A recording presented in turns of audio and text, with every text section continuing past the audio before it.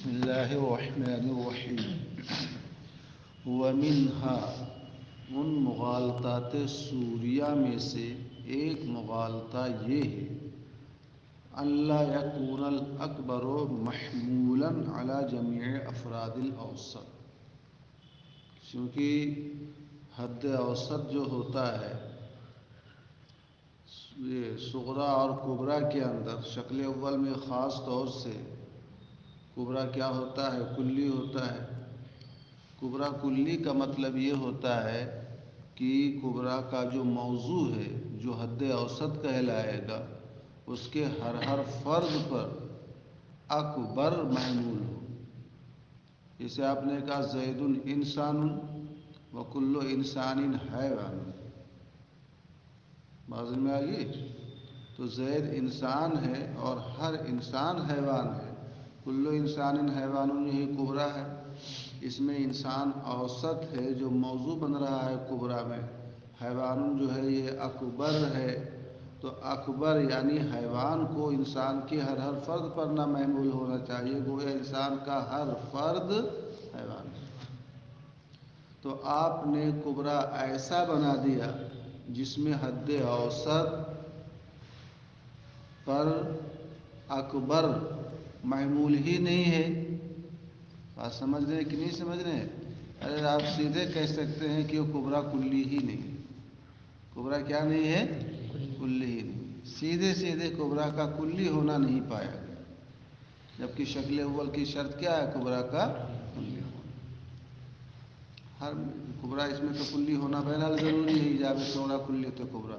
بات سمجھ میں آ گئی آپ کے؟ لہذا آپ نے کبرا بنا دیا۔ کبرا کلی کس میں ہوگا؟ جب محصورہ موجبہ کلیہ ہو یا سالبہ کلیہ ہو۔ آپ نے کبرا بنا دیا قضیہ طبعیہ کو، پڑھا ہے شخصیہ، طبعیہ، محصورہ، مہملہ۔ بات سمجھ آ گئی؟ تو گویا قضیہ محصورہ میں سے یا تو کیا ہو؟ موجبہ کلیہ ہو یا سالبہ کلیہ ہو۔ جب کبرا محصورہ ہے ہی نہیں، آپ نے قضیہ طبعیہ بنا دیا تو اب کبرا کلی رہے گا؟ کبرا کلی رہے گا؟ آپ نے کہا الانسان نوع، یا آپ نے کہا الحیوان جنس، تو انسان نوع ہے، حیوان جنس ہے۔ انسان کی حقیقت نوع ہے کہ انسان کے افراد نوع ہے؟ نوع کون ہے؟ انسان کے افراد نوع ہیں؟ انسان کے افراد تو شخص نہ ہیں، نوع انسان کی حقیقت نہ ہے۔ پڑھ گئے کبرس اور منطق اور مرقات ابھی تک یہی نہیں پتہ آپ لوگوں کو۔ الحیوان جنسن جب کہا تو جنس حیوان کی حقیقت ہے کہ حیوان کے افراد ہیں؟ حیوان کے افراد ہیں نا؟ کیا ہیں؟ کیا پڑھو لکھو گے تم لوگ؟ ہے حیوان کے افراد تو انسان ہیں، فرس ہیں، حمار ہیں، یہی سب نہ ہیں؟ یہ سب نوع ہیں کہ جنس ہیں؟ جنس حیوان کی حقیقت ہے، یہی سب ہم سمجھائیں گے تو آپ کو کتاب کیا سمجھائیں گے؟ نوع انسان کی حقیقت ہے۔ یہاں کہا الحیوان عام، تو حیوان کی حقیقت عام ہے کہ حیوان کے افراد عام ہیں؟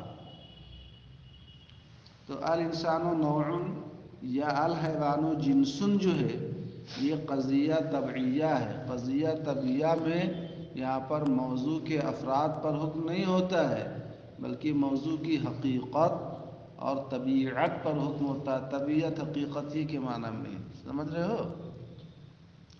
تو آپ نے بجائے محصورہ کے قضیہ طبعیہ رکھ دیا تو اب وہ کبرا کلی ہی نہیں رہا۔ اسی کو بتاتے ہیں وَمِنْهَا أَلَّا يَكُونَ الْأَكْبَرُ مَحْمُولًا عَلَى جَمِيعِ أَفْرَادِ الْأَوْسَطِ فِي الْكُبْرَى، ان میں سے یہ ہے کہ اکبر اوسط کے تمام افراد پر محمول نہ ہو کبرا میں۔ اسی کو میں نے سمجھایا تھا کہ کبرا کا جو موضوع ہے یعنی حد اوسط ہے، اس کے ہر فرد پر اس کا محمول یعنی اکبر محمول ہونا چاہیے. اور آپ نے جب محصورہ موجبہ کلیہ اور سالبہ کلیہ کے بجائے قضیہ طبعیہ رکھ دیا تو اس میں کل افراد یا بعض افراد، وہاں افراد پر حکم ہوتا ہی نہیں ہے، وہاں حقیقت پر حکم ہوتا ہے، تو کبرا کلی رہا. تو شکل اول کے نتیجہ دینے کی جو شرط تھی ایک کلیت کبرا پائی گئی. جیسے آپ کہیں کلو انسان حیوان، ہر انسان حیوان ہے، یہ تو موجبہ کلیہ ہے.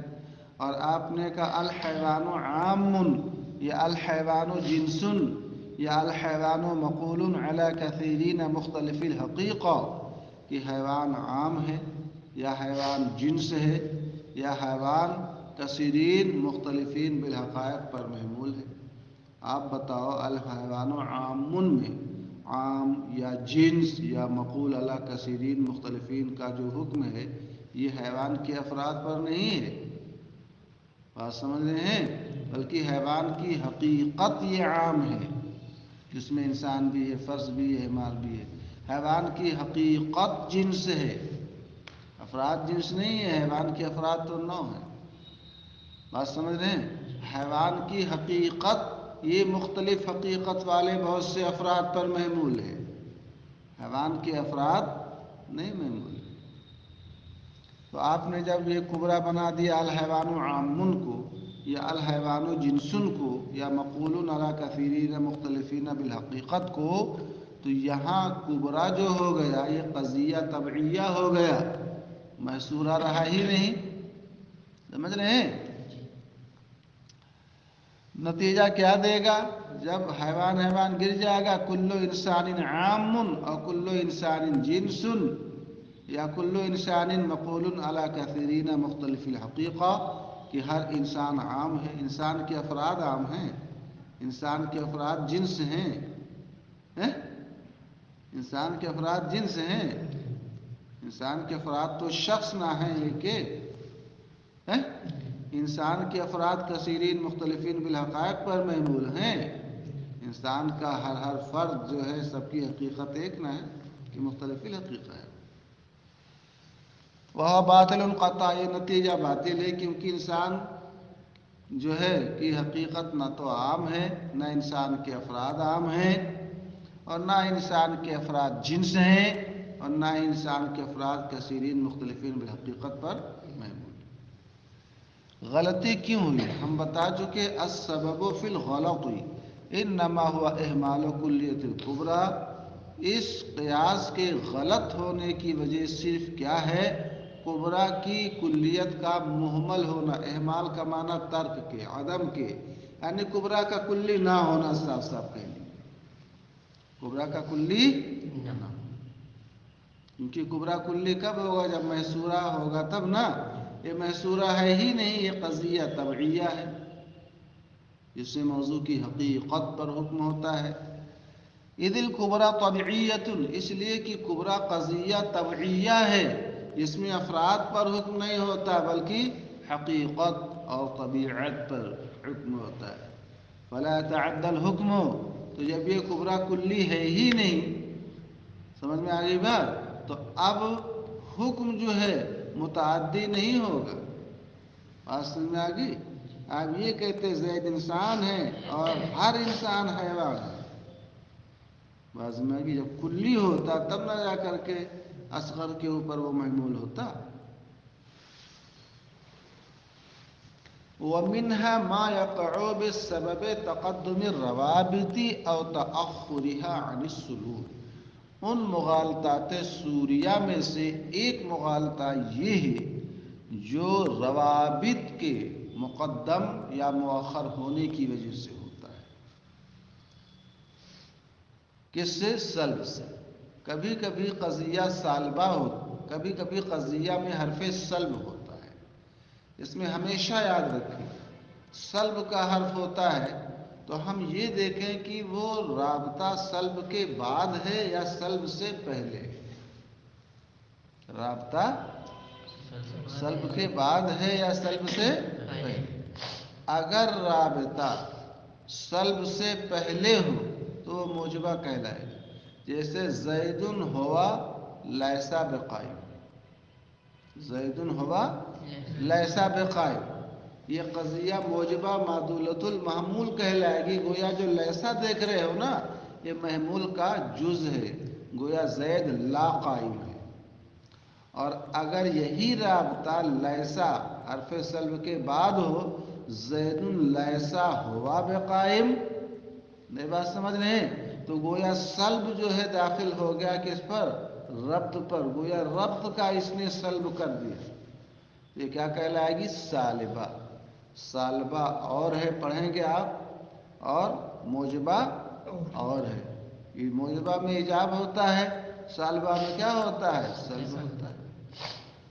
تو اب جب حرف سلب ہے تو یہ نہیں پتہ چل پاتا ہے کہ یہ سالبہ ہے کہ موجبہ ہے. بات سمجھ رہے ہیں کہ نہیں سمجھ رہے ہیں؟ تو ظاہر سی بات ہے جب آپ کو پتہ ہی نہیں چلا کہ یہ موجبہ ہے کہ سالبہ ہے، آپ نے رکھ دیا کس کی جگہ پر؟ شکل اول کا آپ نے صغرا بنا دیا. جہاں پر ایجاب ضروری ہے وہ سالبہ. یا اختلاف مقدمتین ضروری تھا ایجاب اور سلب میں، آپ نے حرف سلب دیکھ لیا تو سمجھ کے سالبہ ہے. اور ہے وہ کیا ہے حقیقت میں؟ موجبہ معدولۃ المحمول، کیونکہ اس میں حرف سلب سے پہلے ربط ہے. تو نتیجہ صحیح سے نکلے گا. تو کہتے ہیں ربط کا حرف سلب سے مقدم اور مؤخر ہونا. ربط، یہ ضابطہ ہمیشہ یاد رکھو، جب حرف ربط یا ربط جو ہے وہ سلب سے پہلے ہوگا تو وہ موجبہ معدولۃ المحمول کہلاتا ہے. وہ سلب کا جو حرف ہے وہ سلب کے لیے نہیں ہوگا. اور اگر یہ ربط سلب کے بعد ہے تو وہ سالبہ وسیطہ کہلائے. سمجھ رہے ہیں؟ اسی طریقے سے تقدم الجہت عن السلوک وتأخرها عنہ، جہت کا حرف سلب سے مقدم اور مؤخر ہونا. کبھی کبھی آپ دیکھیں گے کہ جہت یہ حرف سلب کے بعد ہوتی ہے اور کبھی حرف سلب سے پہلے ہوتی ہے. مثلاً بالضرورتی، یہ ضروریہ مطلقہ کی جہت ہے کہ نہیں؟ آپ نے کہا بالضرورتی ان لا یکون، ایک ہے بالضرورتی ان لا یکون اور ایک ہے لیسا بالضرورتی ان یکون. اب یہ پتہ نہیں چل پاتا ہے کہ بالضرورتی ان لا یکون یہ کون سا قضیہ ہے اور لیسا بالضرورتی یہ کون سا قضیہ ہے. سمجھ رہے ہو کہ نہیں سمجھ رہے ہیں؟ دیکھو، جب لیسا بالضرورتی یعنی جہت جب بعد میں ہے کس کے؟ سلب کے، تو گویا اس نے ضرورت کا سلب کر دیا. اور سلب ضرورت کس میں ہوتا ہے؟ ممکنہ عامہ میں نہ ہوتا ہے. کس میں ہوتا ہے؟ تو قضیہ ممکنہ عامہ ہوگی. اور جب جہت پہلے ہے جیسے بالضرورتی ان لا یکون، یہ نہ ہونا ضروری ہے، گویا سلب ضروری نہ ہو گیا. تو اب یہ کیا بن جائے گی؟ ضروریہ مطلقہ سالبہ بن جائے گی، جس کو آپ ممتنع بھی کہہ سکتے ہو. ظاہر سی بات ہے جب عدم ضروری ہو گیا تو کیا کہلائے گا؟ عدم واجب ہو گیا تو ممتنع ہی نہ کہلائے گا. جیسے باری تعالیٰ کا شریک کیا ہے؟ ممتنع الوجود ہے، اس کا عدم ضروری ہے. تو یہ ہمیشہ ذہن میں آپ رکھیں، جب حرف سلب پہلے ہو اور جہت بعد میں ہو، جیسے یہاں پر لیسا بالضرورتی میں، تو گویا لیسا بالضرورتی کا مطلب لیسا ضرورت پر داخل ہو گیا، اس نے ضرورت کا سلب کر دیا. اور سلب ضرورت یہ کیا ہے؟ ممکنہ عامہ. سمجھ رہے ہو؟ اور جب جہت پہلے ہے ایسے بالضرورتی ان لا یکون، بس مگی گویا ضروری ہے کہ یہ نہ ہو، یعنی نہ ہونا یہ ضروری نہ ہو گیا، یہ ضروریہ مطلقہ سالبہ کہلائے. تو ضروریہ اور ہے اور ممکنہ کیا ہے؟ اور ہے. سمجھا کہ نہیں سمجھا؟ پہلے کا معنی کیا ہے؟ بالضرورتی ان لا یکون یعنی نہ ہونا ضروری ہے، عدم ضروری ہے. تو یہ ممتنع کا نہ معنی ہو گیا. اور دوسرے میں لیسا بھی ضرورتی، یہ ضروری نہیں ہے. ضرورت کی نفی نہ کر دیا، ضرورت کا سلب نہ کر دیا تو ممکنہ نہ ہو گیا. بات سمجھ رہے ہو؟ اسی طریقے سے یلزمو کا لفظ ہے، جیسے بھی ضرورتی ہے. آپ نے کہا یلزمو ان لا یکون، لازم ہے کہ یہ نہ ہو، یعنی نہ ہونا لازم ہے. تو اب یہ کس کا معنی ہو جائے گا؟ ضروریہ مطلقہ سالبہ کا نہ معنی ہو جائے گا، یعنی نہ ہونا لازم ہے. سمجھ گئے؟ تو یہ ممتنع ہو گیا. اور ایک ہے لیسا یلزمو، یہ لازم نہیں ہے، تو لزوم کی نہ نفی ہو گئی، یہ ممکنہ عامہ نہ ہو جائے گا. دونوں الگ الگ نہ قضیہ ہیں. بات سمجھ رہے ہو؟ تو فرماتے ہیں وَمِنْهَا مَا يَقَعُ بِسَبَبِ تَقَدُّمِ الرَّوَابِطِ، ان مغالطات سوریہ میں سے ایک مغالطہ وہ ہے جو روابط کے مقدم اور تاخرها، روابط کے حرف سلب سے مقدم یا مؤخر ہونے کی وجہ سے. ٹھیک ہے، میں نے ایک ضابطہ بتا دیا، جب رابطہ پہلے ہو سلب بعد میں ہو تو یہ کیا ہے؟ موجبہ معدولۃ المحمول. اور حرف سلب پہلے ہو رابطہ بعد میں ہو تو اس نے ربط کا بھی سلب کر دیا تو یہ سالبہ بسیطہ ہے. سمجھ گئے؟ جہت میں ہم نے آپ کو بتایا، مثلا جہت ضرورت کو لے لو، یہ پہلے ہو اور سلب بعد میں ہو تو گویا یہاں پر سلب عدم یہ ضروری ہو گیا. یہ ضروریہ مطلقہ سالبہ کا معنی ہے، یہ ممتنع الوجود کہلائے گی. بھائی نہ ہونا ضروری ہے، عدم ضروری ہے، تو عدم جس کا ضروری ہوتا ممتنع نہ کہلاتا ہے. اور بعد میں ہو جہت سلب پہلے ہو، جیسے لیسا بالضرورتی لا یلزم، یہاں لزوم کی نفی، ضرورت کی نفی، ضرورت کا سلب، یہ امکان عام ہے. بات ذہن میں آ رہی ہے؟ ہاں. وَكَذَا تَقَدُّمُ الْجِهَةِ عَنِ السُّلُوبِ وَتَأَخُّرُهَا عَنْهَا، اسی طرح جہت کا سلب سے مقدم اور مؤخر ہونا، جیسے زید لیسا ہوا بقائم. آپ اس میں دیکھیں ہوا حرف ربط ہے، یہ ربط ہے نا، یہ سلب کے بعد ہے، تو گویا سلب جو ہے ربط پر بھی داخل ہو گیا، سلب الربط ہے، ربط کا بھی اس نے سلب کر دیا، یہ سالبہ بسیطہ ہے. گویا زید سے قیام کی نفی ہے. ٹھیک ہے؟ اور زید ہوا لیسا بقائم، اس کا معنی زید لا قائم ہے، زید کے لیے عدم قیام کا ثبوت ہے. یہ بحث آپ پڑھیں گے آگے چل کر کے کہ موجبہ معدولۃ المحمول اور سالبہ بسیطہ میں کیا فرق ہے. سمجھ رہے ہیں؟ خود بھی تصدیقات جب پڑھیں گے تو اس میں آپ کو وضاحت سے یہ بتائیں گے. وہ یہ ہو گیا سلب کا مقدم اور مؤخر ہونا. وَبِالضَّرُورَةِ أَلَّا يَكُونَ، یہ ضروری ہے کہ نہ ہو، یعنی نہ یہ نہ ہونا ضروری ہے، نہ ہونا ضروری ہے.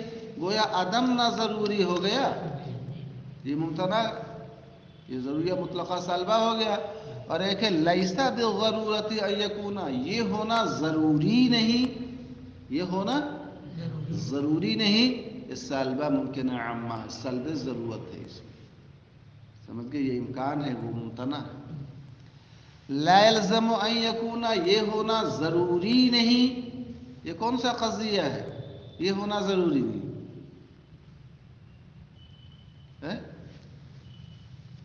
بالکل بدھوئے رہو گے زندگی بھر، چوغدے رہو گے. لا یلزم ان یکون کا معنی کر رہے یہ ہونا ضروری نہیں، لازم نہیں، یہ کون سا قضیہ ہے؟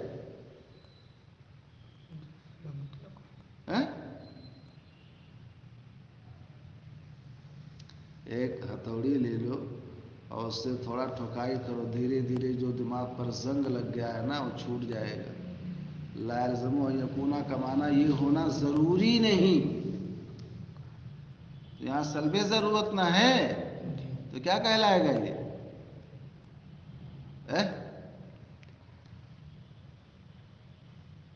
تم ان کا منہ دیکھو، تمہارا منہ دیکھو، کیا فائدہ ہے اس طرح پڑھنے لکھنے سے؟ یہ ہونا ضروری نہیں.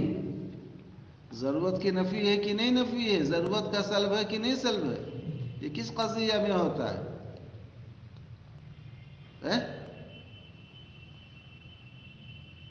چلو ممکنہ اما ہے، ہم بار بار ہی گھماتے رہیں گے، کچھ دماغ ہی نہیں بیٹھا ہوگا، کیا سمجھو گے؟ یلزم ان لا یکون، لازم ہے کہ یہ نہ ہو، یعنی یہ نہ ہونا ضروری ہے. یہ کون سا قضیہ ہے؟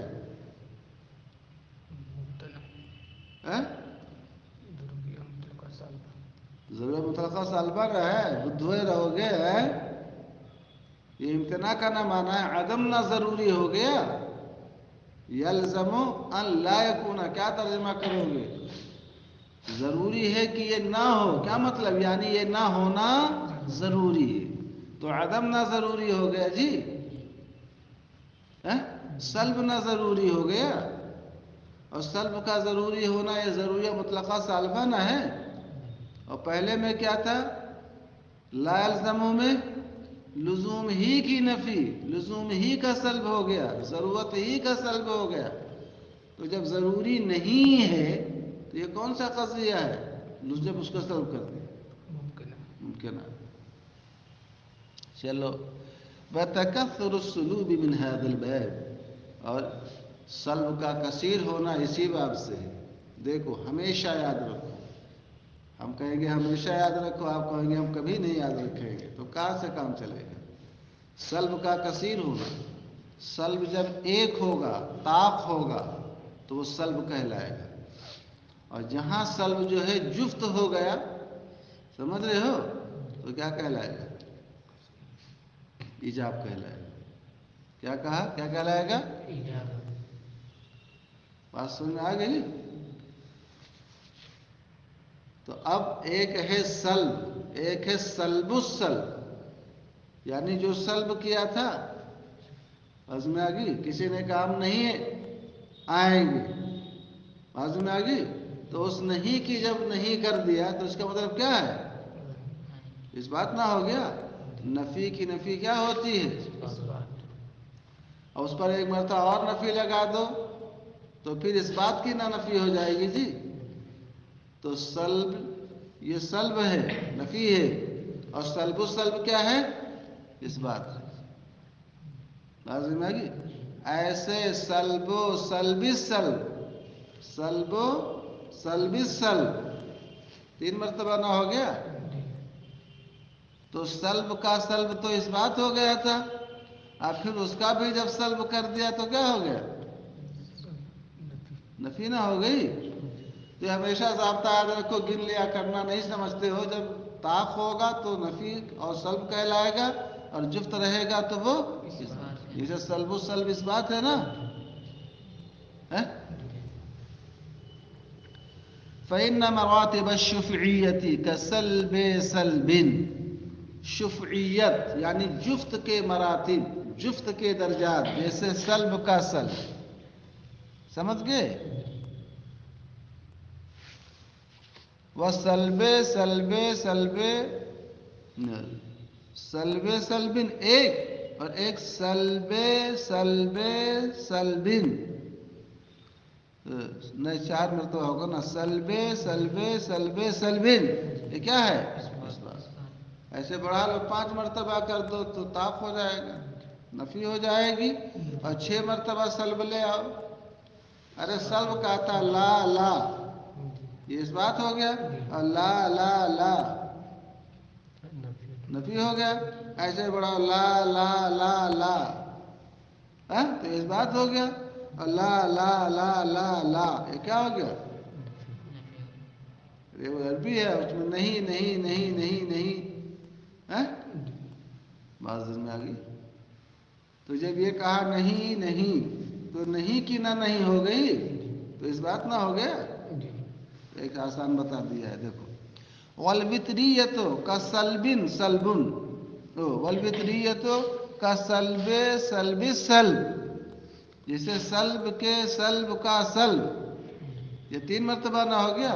ہم نے 5 والا بھی بتا دیا، سلب کے سلب کے سلب کے سلب کا سلب، یہ کیا ہے؟ سلب. چلو 2 ہو گیا.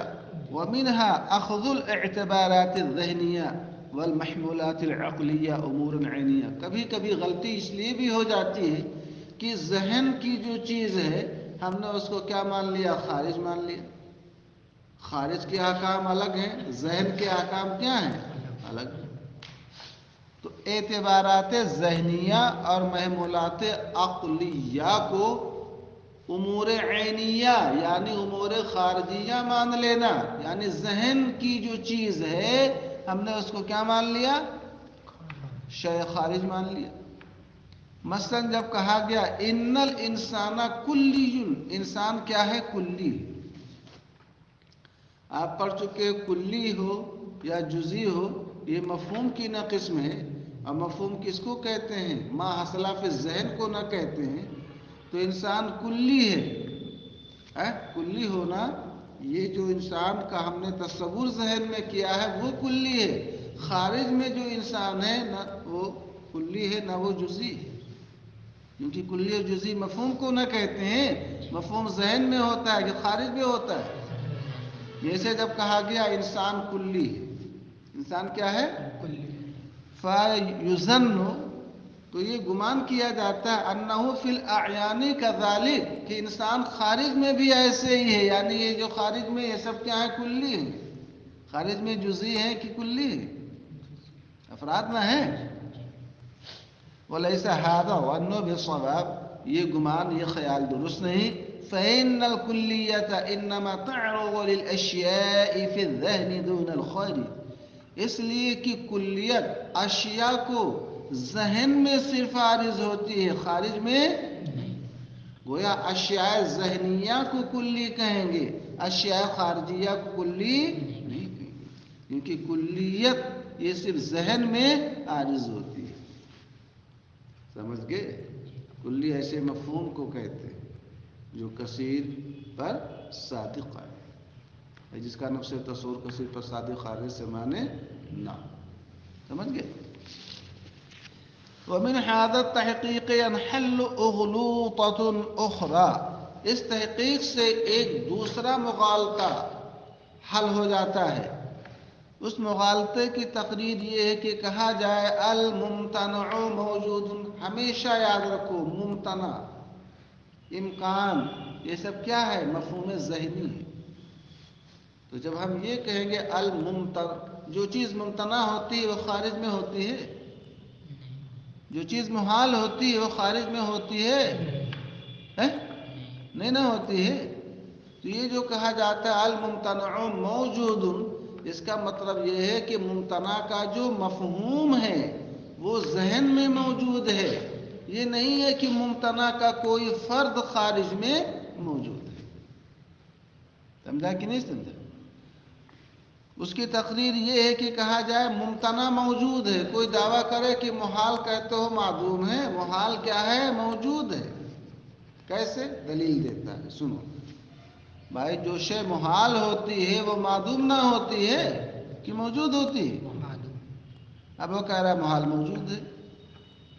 اس کی دلیل دیتا ہے لِأَنَّهُ إِنِ امْتَنَعَ شَيْءٌ فِي الْخَارِجِ یہیں سے غلطی ہو گئی. بس میں کہ اگر کوئی شے خارج میں ممتنع ہو، کیا مطلب؟ خارج میں ممتنع ہونے کا مطلب یہ کوئی شے خارج میں موجود نہ ہو، یعنی خارج میں کسی شے کا وجود کیا ہو؟ محال ہو. لَكَانَ امْتِنَاعُهُ حَاصِلًا فِي الْخَارِجِ تو اس کا امتناع خارج میں کیا ہوگا؟ حاصل ہوگا. اب جب خارج میں امتناع حاصل ہوگا تو یہاں کبرا آپ کو لانا پڑے گا. جس کا امتناع خارج میں حاصل ہوگا وہ خارج میں کیا ہوگا؟ موجود ہوگا. تو نتیجہ کیا نکلے گا؟ ممتنع کیا ہوگا؟ موجود خارج میں. اور جب خارج میں ممتنع موجود ہوگا تو ممتنع کا وجود لازم آئے گا کہ نہیں لازم ہے؟ یہ قطعی طور پر باطل ہے. یہ کیسے حل ہوگا؟ کہتے ہیں وجہ الانحلال حل ہونے کی وجہ یہ ہے ان الامتناع اعتبار ذہنی ممتنع ہونا ایک اعتبار ذہنی ہے. امتناع کا اعتبار کہاں ہوتا ہے؟ ذہن میں ہوتا ہے، خارج میں نہیں ہوتا ہے. امتناع ایک اعتبار ذہنی ہے. لا يلزم من اتصاف الشيء به وجوده في الخارج بھی میں ہی کا مرجع امتناع، امتناع کے ساتھ کسی چیز کے متصف ہونے سے خارج میں اس کا پایا جانا لازم نہیں ہے۔ مثلا شریک باری تعالی ہے، یہ امتناع سے متصف ہے۔ ہم کیا کہتے ہیں؟ شریک الباری ممتنع۔ کیا مطلب؟ یعنی ہم ذہن کے اندر کسی چیز کو شریک باری مانیں تو وہ امتناع سے متصف ہوگا۔ تو جو چیز امتناع سے متصف ہوتی ہے خارج میں اس کا وجود نہیں ہوتا ہے۔ امتناع ایک اعتبار ذہنی ہے، لا یلزم من اتصاف الشیء بھی، امتناع کے ساتھ کسی شے کے متصف ہونے سے خارج میں اس کا موجود ہونا لازم نہیں آتا ہے۔ لیلزم وجود المتصف بھی فی الخارج، یہاں تک کہ امتناع کے ساتھ متصف شے کا وجود خارج میں لازم ہے۔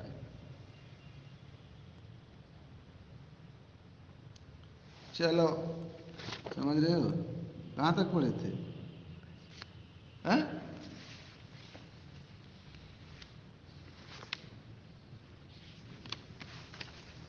یہ سب بحث ختم ہو رہی، نامیں نہیں لے رہی ہے۔ چلو ایک مثال اور پڑھ لو۔ اخذو مثال الشیء مکان، ایک ہے شے اور ایک ہے شے کی مثال۔ ایک موبائل ہے، دیکھ رہے ہو، یہ شے ہے، ایک اس کا فوٹو ذہن میں ہوتا ہے، اس کی ایک کاپی ذہن میں ہوتی ہے، اس کی ایک صورت ذہن میں ہوتی ہے۔ مثال سے مراد شے اور شے کی صورت ہے۔ کسی شے کی مثال کو اس شے کی جگہ لے لینا، شے کا حکم اور ہوگا اور جو شے کی مثال ہے اس کا حکم کیا ہوگا؟ اور ہوگا۔ خارج میں جو آگ ہے وہ تو جلائے گی، میں نے بتایا تھا، لیکن اس کی جو صورت ذہن میں ہے کیا وہ بھی جلائے گی؟ اخذو مثال شے مکان ہو، کسی شے کی مثال، اس کی شیپ، اس کی کاپی، اس کی فوٹو، اس کی تصویر کو خود شے کی جگہ لے لینا۔ بات ذہن میں آ گئی؟ جیسے آپ کہو لے مثال النار، آگ کی کوئی مثال ہے، آگ کی کوئی کاپی ہے، آگ جل رہی تھی، آپ نے موبائل میں اس کو کیچ کر لیا، سمجھ رہے ہیں؟ کیمرے میں کیچ کر لیا تو اس کی مثال آئے گی کہ نہیں آئے گی؟ اس میں جلتی ہوئی دکھائی نہ دے گی؟ تو آپ یہ کہو، کیا کہو کہ ہم نے اس موبائل کے کیمرے میں جو آگ کی مثال کیچ کی ہے یہ نار ہے، وَكُلُّ نَارٍ مُحْرِقٌ، اور ہر آگ جلانے والی ہے، لہذا یہ خود کیا ہے؟ مثال بھی جلانے والی ہے۔ لہذا ذہن کے اندر ہماری اس کی تصویر آئے تو یہ ذہن کو جلانے والی ہوگی۔ یہ محرق جو ہے یہ کس کی صفت ہے؟ وہ آگ کی ہے، نہ کہ اس کی مثال کی۔ سمجھا کہ نہیں سمجھا؟ یہ نتیجہ نکالا نا؟ کیا کہا آگ کی تصویر کو؟ اِنَّهُ نَارٌ وَكُلُّ نَارٍ مُحْرِقٌ، یہ آگ ہے۔ چغد وہ آگ ہے کہ آگ کی مثال ہے، وہ اس کو کوئی آگ کہے گا؟ کیا کہیں گے؟ آگ کی مثال نہ کہیں گے، یہی سے تمہاری غلطی ہو گئی۔ بات سمجھ آ گئی؟ تو اب یہ کہنا ہر آگ، ارے آگ یہ کہو یہ آگ کی مثال ہے، اب یہ کہو ہر آگ کی مثال جلانے والی تو خود ہی سمجھ میں آ جائے گا۔ سمجھا کہ نہیں سمجھا؟ تو آگ کی مثال کو کہے کہ یہ آگ ہے، یہی کہہ دو کہ وہ آگ ہے۔ آگ ہے تو پکاؤ اس پہ کھانا۔ بات ذہن میں آ رہی ہے؟ آگ ہے اور ہر آگ جلانے والی ہے، فَوَمُورِقٌ، تو مثال جلانے والی ہے۔ هذا الاشتباہ، یہ اشتباہ وہ ہے، الذي احتج به المنکرون للوجود الذہنی، یہی شبہ وہ ہے جس شبہے کے ذریعے وجود ذہنی کے انکار کرنے والوں نے استدلال کیا۔ کچھ لوگ وجود ذہنی کا انکار کرتے ہیں، کہتے ہیں ذہن کا وجود ہے ہی نہیں۔ کہتے ہیں وہ کہ اگر آگ کا وجود ذہن میں ہو، نئی بات ذہن میں آ گئی، تو وہ ذہن جل جائے گا۔ پہاڑ کا وجود ذہن میں ہو تو ذہن پھٹ جائے گا۔ سمجھا کہ نہیں سمجھا؟ تو جو لوگ وجود ذہنی کا انکار کرتے ہیں وہ یہ کہتے ہیں کہ اگر ذہن میں آگ ہو، ارے آگ ہوتی ہے، آگ ہو تب نہ ذہن جل جائے گا۔ پہاڑ خود پہاڑ ہو تب نہ ذہن پھٹ جائے گا، مگر اس کی مثال گئی، یہ بات ذہن میں آ گئی تو ذہن جل جائے گا، پھٹ جائے گا۔ یہی وہ اشتباہ ہے جس اشتباہ کے ذریعے وجود ذہنی کے منکرین نے استدلال کیا، اور انہوں نے دلیل پیش کی کہ اگر ذہن کے اندر آگ حاصل ہو تو ذہن جل جائے۔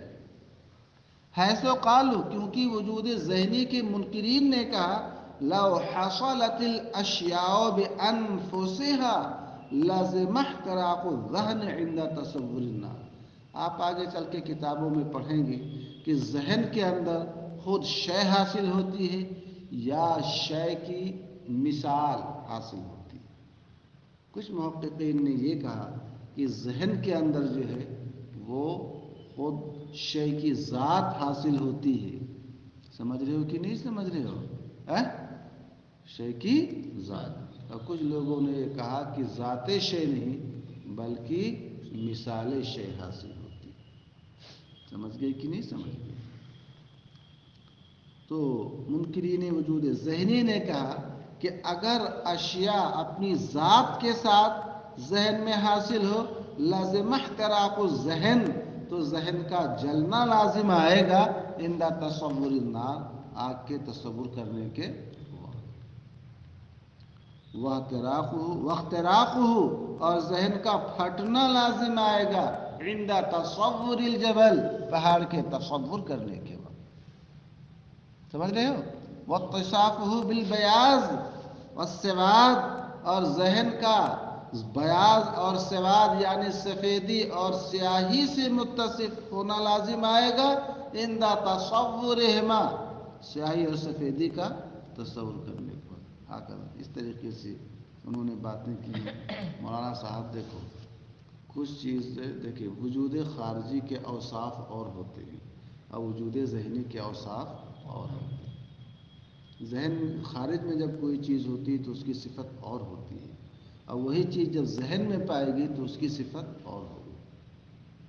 احراق جو ہے یہ وجود خارجی کی صفت ہے، اختراق یا اخراق یہ وجود خارجی کی صفت ہے، سفید اور سیاہ ہونا جو ہے یہ وجود خارجی کی صفت ہے۔ بات سمجھ میں آگے کہ نہیں سمجھ ہے؟ یہ وجود ذہنی کی صفت نہیں ہے۔ اس شبہ کا حل یہ ہے انہ من باب اخذ ما بالعرض مکانہ ما بالذات، کہ جو چیز بالعرض کسی کی صفت بنتی تھی اس کو آپ نے کیا لے لیا؟ بالذات کی جگہ میں لے لیا۔ یعنی ان الاحراق والخرق وغیرہما من العوارض التي تلحق الشیء اذا وجد بوجود اصلی خارجی، یعنی احراق جلانا، خرق پھاڑنا، اور ان دونوں کے علاوہ وہ عوارض جو کسی چیز کو لاحق ہوتے ہیں یہ اس وقت ہیں جب اصلی وجود کے ساتھ وہ موجود ہوں خارج کے اندر۔ لیست من العوارض للوجود الذلی ذہنی، ذہن کے اندر جو اس کی ایک ذل گئی ہے، اس کی ایک جھلک گئی ہے، ایک کاپی گئی ہے، یہ اس کے عوارض سے